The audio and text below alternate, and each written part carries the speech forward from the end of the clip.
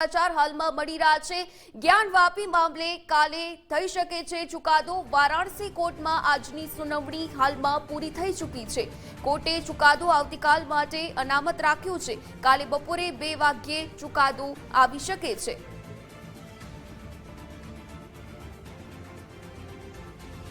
તો જે રીતે જ્ઞાનવાપી મામલે હાલમાં ખબર મળી રહી છે, જ્ઞાનવાપી મામલે કાલે કોર્ટમાં ચુકાદો આવશે। तो वाराणसी कोर्ट में आजनी सुनावणी हाल में पूर्ण थई चूकी है। तो समग्र ज्ञानव्यापी विवाद आखिर शू है आपने जणावी दईए। 1991 में पहली बार सप्टेम्बर 1991 में केन्द्र सरकारे पूजा स्थल पर आ कायदो बनाव्यो हतो। कोईपण धर्मना पूजा स्थलोने धर्मना पूजा स्थल में न फेरवी शकाय कायदानी बात करीने मस्जिद कमिटीए हाईकोर्ट में अरजी पण करी हती। तो ज्ञानव्यापी मामले आवतीकाले चुकादो आवी शके छे। 1993 में अलाहाबाद कोर्टे यथास्थितिनो आदेश पण आप्यो छे। तो 2018 में सुप्रीम कोर्टे स्टे ऑर्डरनी मान्यता 6 महीना माटे पण वधारी दीधी छे। तो 2019 में वाराणसी कोर्ट में फरीथी आ सुनावणी शरू थई। तो ज्ञानव्यापी मामले आवतीकाले कोर्ट में वधु सुनावणी थई शके छे। तो आवतीकाले कोर्ट में चुकादो आ मामला ने लईने आवी शके छे। तो काले बपोरे 2 वाग्ये आ चुकादो आवी शके छे। तो इतिहास शुं कहे छे आखरे? तो 1999 में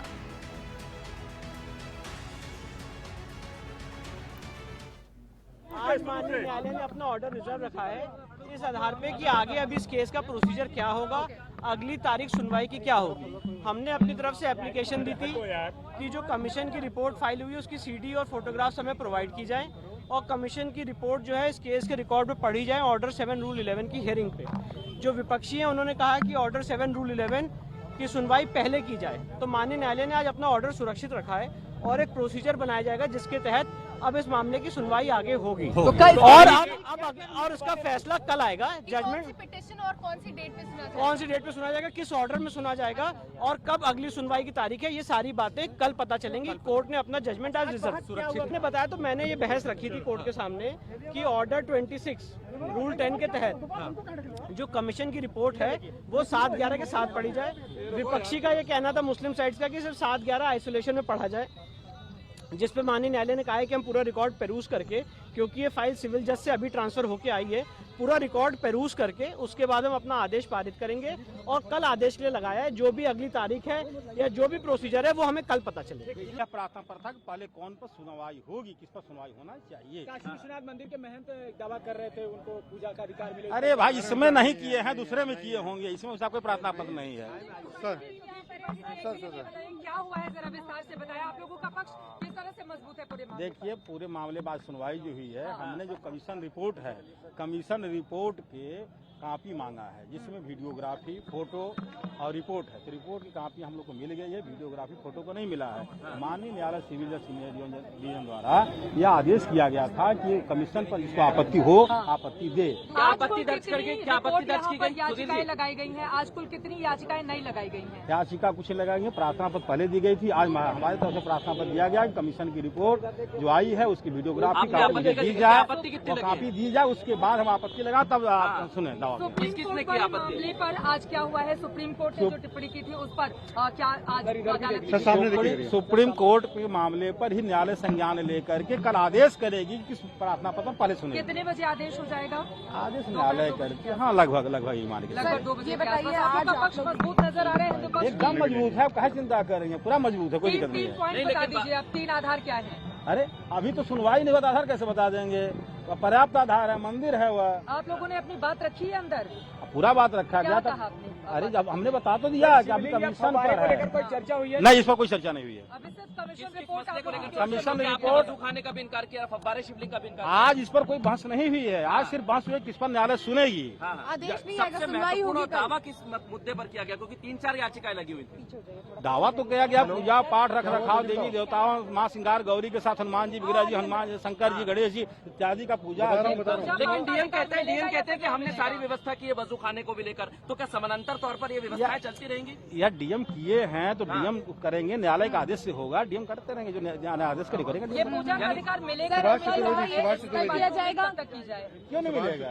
कब सुनवाई अब देखिए जब तक न्यायालय सुनती है उसको डेट फिक्स। एक और चीज, क्योंकि दीवार तोड़ने की बात बार बार कही जा रही है, क्या उसकी भी चर्चा हुई थी?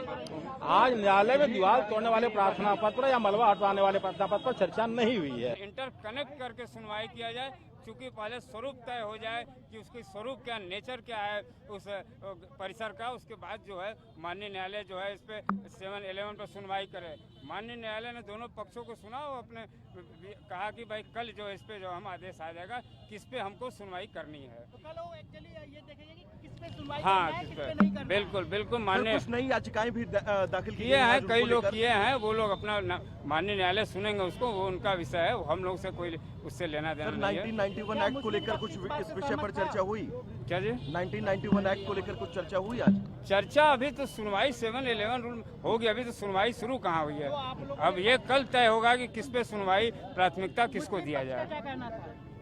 मुस्लिम पक्ष कह रहा था कि 7-11 पे ही सुनवाई हो। हम लोगों ने कहा इंटरकनेक्ट करिए, सारे साक्ष्यों को आ जाने दीजिए, हम लोगों के पब्लिक डोमेन में हम लोगों को आ जाने दीजिए, हम लोग वीडियो देख लें, चिप देख लें, सारे फोटोग्राफी, उसके बाद ये तो तय हो कि स्वरूप क्या है, फिर उसके बाद दोनों को कनेक्ट करते हुए सुनवाई किया जाए।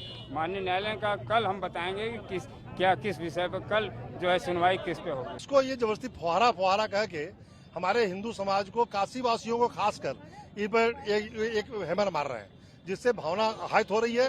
और इन सभी लोगों को जो लगातार टीवी चैनलों पर इसको फुहारा कह के प्रस्तुत कर रहे हैं, इन पर आईपीसी की इन 2 धाराओं के तहत 5 साल की सजा का मुकदमा कायम होना चाहिए। ये लोग आगे यहाँ बेल करावे और अपना मुकदमा लड़े। तो ये पिटीशन एक्सेप्ट होगी या फिर रिजेक्ट होगी? रिजेक्ट होगी, एक्सेप्ट होगी, शाम 4 बजे पता चलेगा।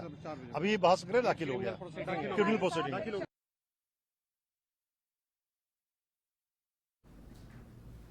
તો જ્ઞાનવ્યાપી મસ્જિદનો આ વિવાદ છેલ્લા ઘણા લાંબા સમયથી ચાલી રહ્યો છે અને તેને જ લઈને આ સુનાવણીનો જ્યારે મામલો ચાલી રહ્યો છે ત્યારે જ્ઞાનવ્યાપી મસ્જિદ કેસમાં સુપ્રીમ કોર્ટમાં વધુ એક અરજી દાખલ થઈ શકે છે। તો કાશી વિશ્વનાથ મંદિર જ્ઞાનવ્યાપી મસ્જિદ વિવાદ મામલામાં વધુ એક અરજી સુપ્રીમ કોર્ટમાં દાખલ કરવામાં આવી છે। અશ્વિની ઉપાધ્યાયે અરજી દાખલ કરીને માંગણી કરી છે કે તેમનો પક્ષ પણ સાંભળવામાં આવે। આ મામલો સીધી રીતે તેમની ધાર્મિક સ્વતંત્રતાના અધિકારો અને સાથે જોડાયેલી ધાર્મિક સ્વતંત્રતાના અધિકારો સાથે સદીઓથી ભગવાન આદિ વિશ્વેશ્વરની પૂજા થાય છે અને આ સંપત્તિ હંમેશા તેમની રહી છે। કોઈ પણ કાળે સંપત્તિમાંથી તેમનો અધિકાર છીનવી શકે નહીં અને એક વખત प्राण प्रतिष्ठा થઈ ગયા પછી મંદિરના કેટલાક ભાગને ધ્વસ્ત કરીને નમાજ પઢવાથી મંદિરનું ધાર્મિક સ્વરૂપ પણ બદલાતું નથી।